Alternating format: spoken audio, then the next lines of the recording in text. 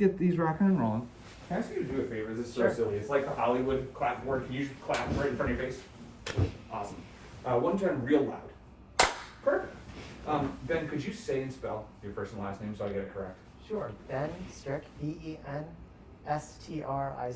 What's the most appropriate title for you?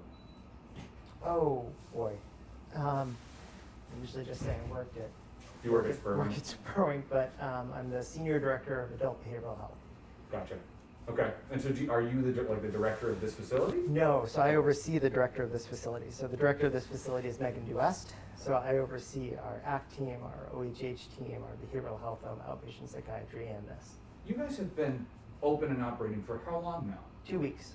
Gotcha. So the announcement on Thursday was, almost 2 weeks behind.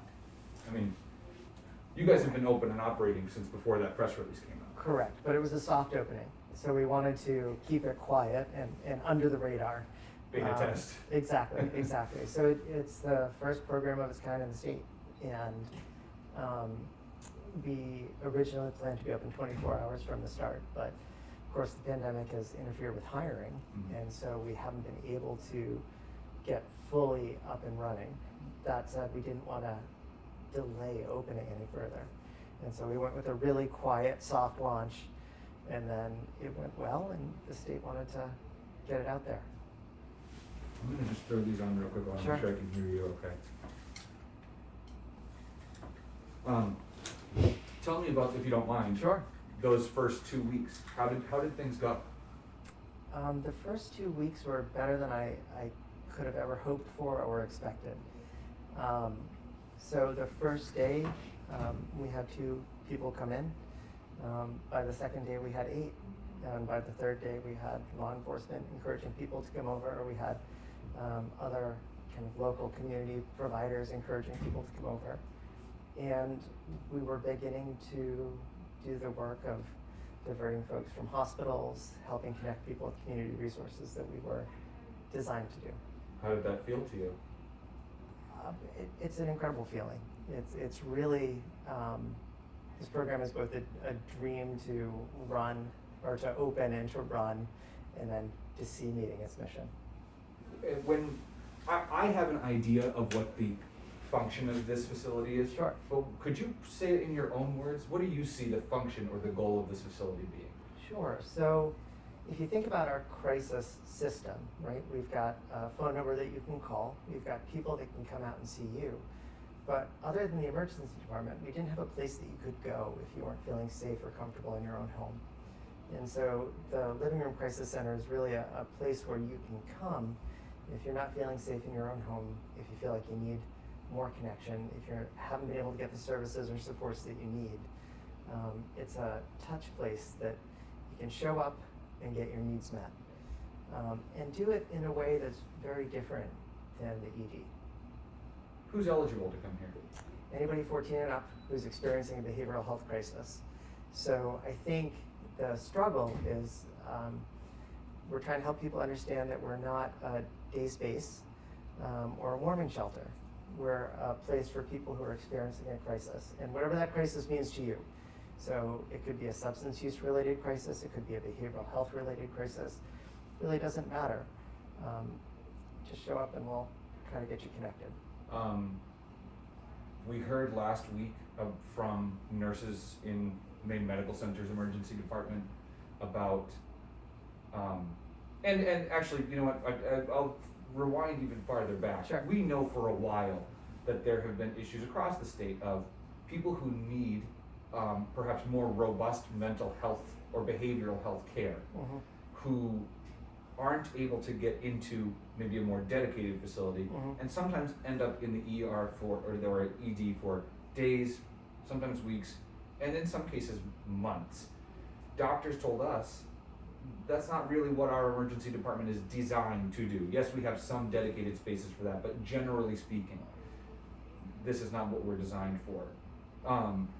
This seems to be a little bit of a middle point between an emergency department and perhaps a behavioral health care dedicated, what's the word? You can help me with a better term.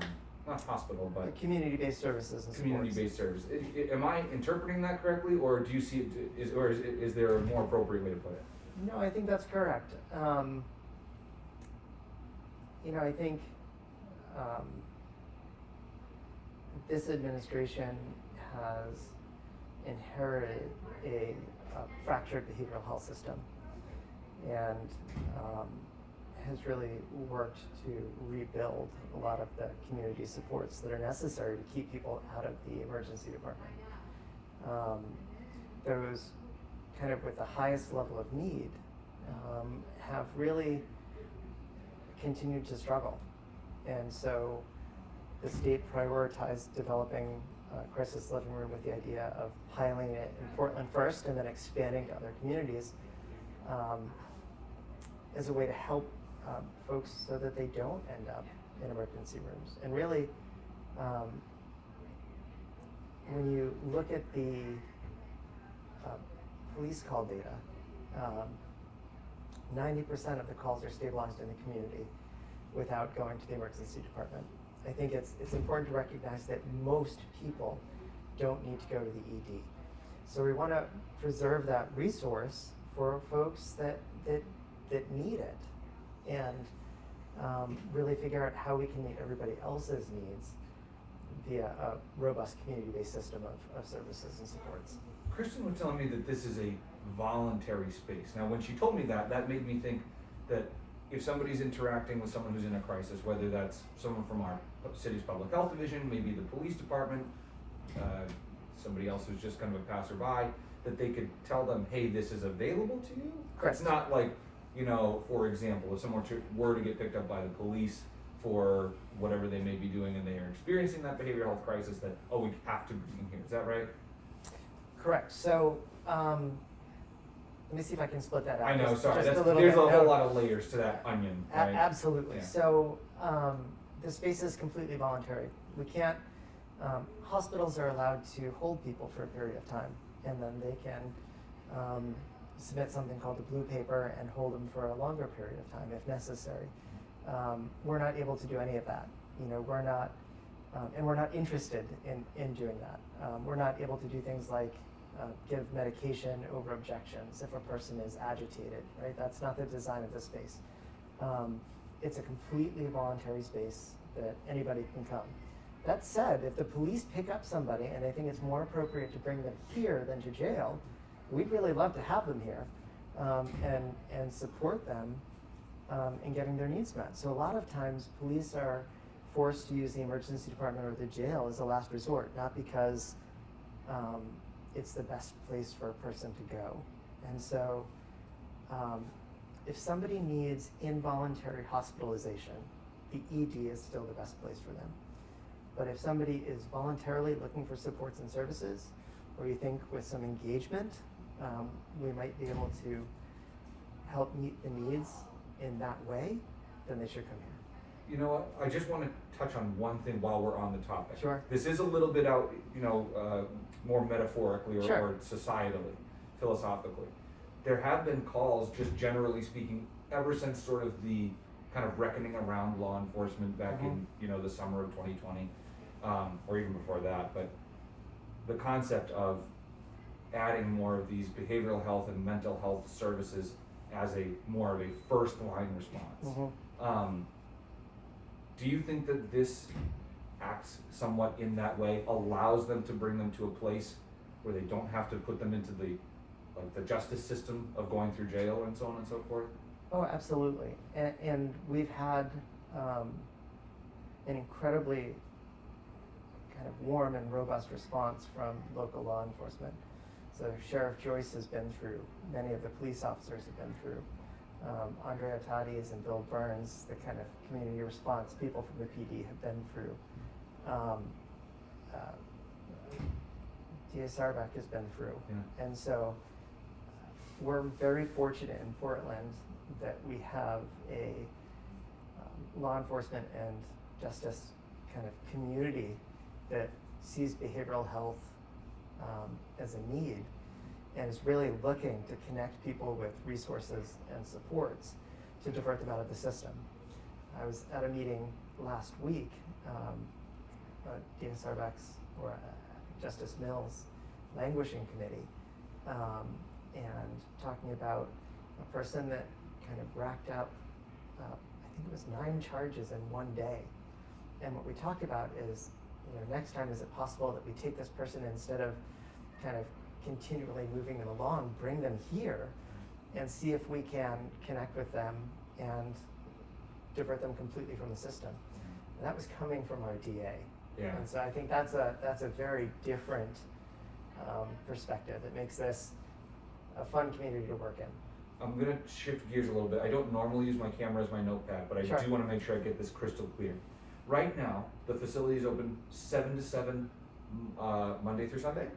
Yeah, Okay. 7 to 7, 7 days a week. And then the psychiatry is available Monday through Friday, 9 to 5. And the Correct. goal is eventually to have on-call coverage overnights and on weekends. Correct. And then how long would you say we are away from being that 24/7 center that you hope to be? So that's hard to say. Hiring. So, exactly. So I think the biggest challenge right now is actually nursing and clinical staff, and I think behavioral health nursing has gotten a bad rap.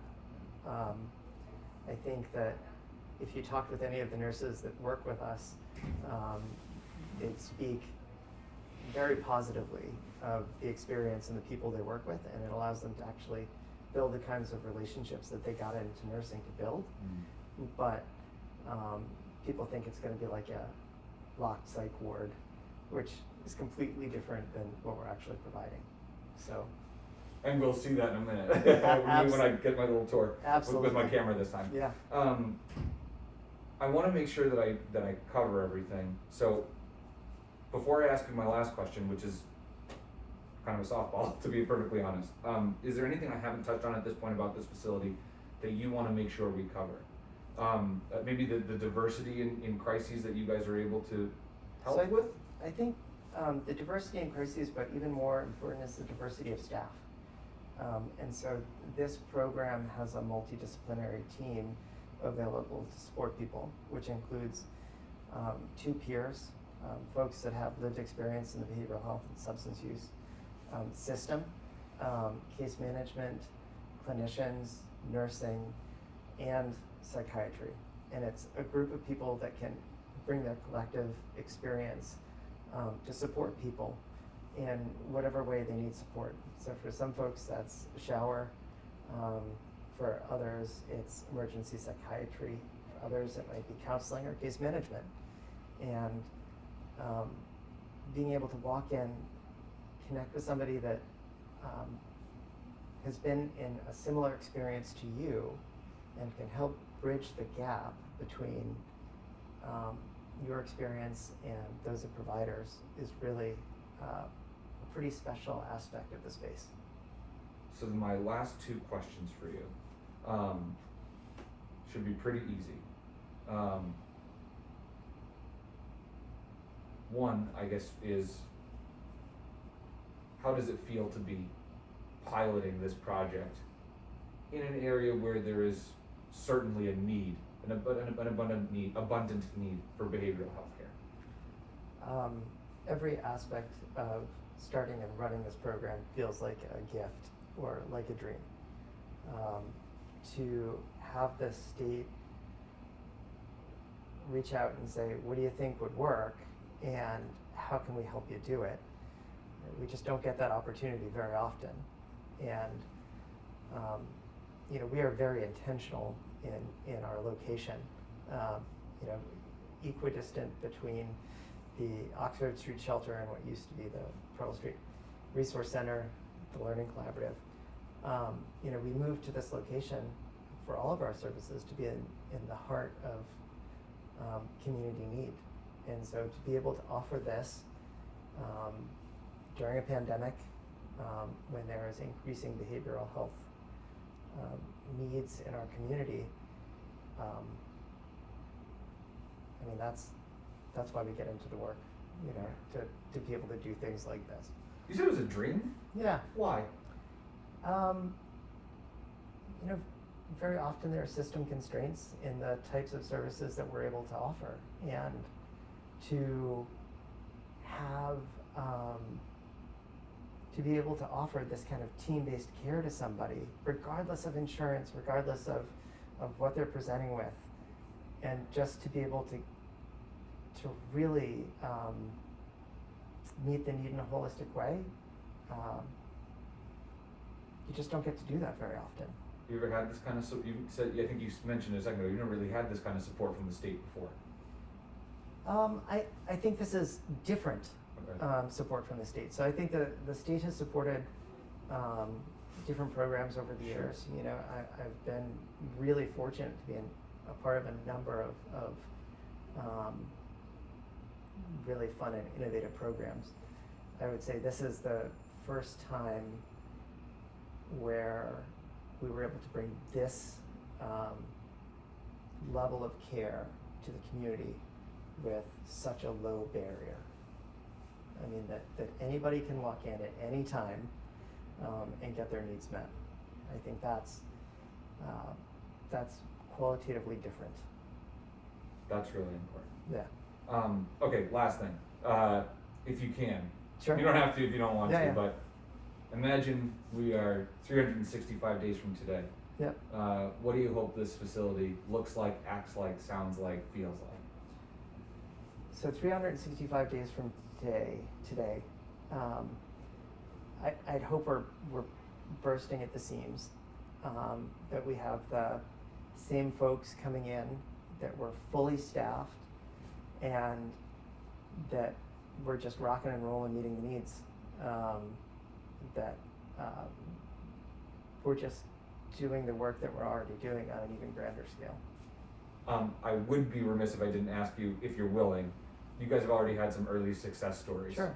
Would you be willing to generally, without, obviously identifying anybody, Sure. share what those are? I think that we've had some early success partnering with law enforcement, that folks have come in that were struggling with some suicidal ideation. Turned out that it was actually psychosis, and we were able to hook that person up with medication and counseling and support in a way that is going to kind of change the trajectory or change the outcome for them. We have some folks that... And sorry, just to be clear, that Sure. was a person who came into this facility Yeah. within the first 2 weeks. Within the first 2 weeks, the third day, yeah. I think we've been really fortunate that there are some folks that have come in that have been struggling with substance use that have really entered recovery. And I think there are tremendous problems with methamphetamines in the community right now, and it's a very, very hard drug to establish recovery with or from. And so having people that are willing to come back every day and continue to connect with you and continue to work at it, I think that's another example of something that feels like a real gift. Other folks that we've been able to recognize kind of medical problems, whether it's pretty severe frostbite, Sure. and get them up to the hospital for really appropriate hospital care, and then have the hospital help them come back and connect back with us for the behavioral health side of things. That also feels like a huge success. And then the people that haven't been able to establish care anyplace else, that are coming in every day, and just for that brief touch point and making slow progress over time. Bar is high, my friend. Yeah. I mean, I thought it would take us a few months to get to the point where we got on day 3, and that's both the surprise and the joy of it. That's awesome. You answered all of my questions. Anything I didn't cover that you want to make sure people know? Nope. No, I think that's great. Yeah. You are incredibly well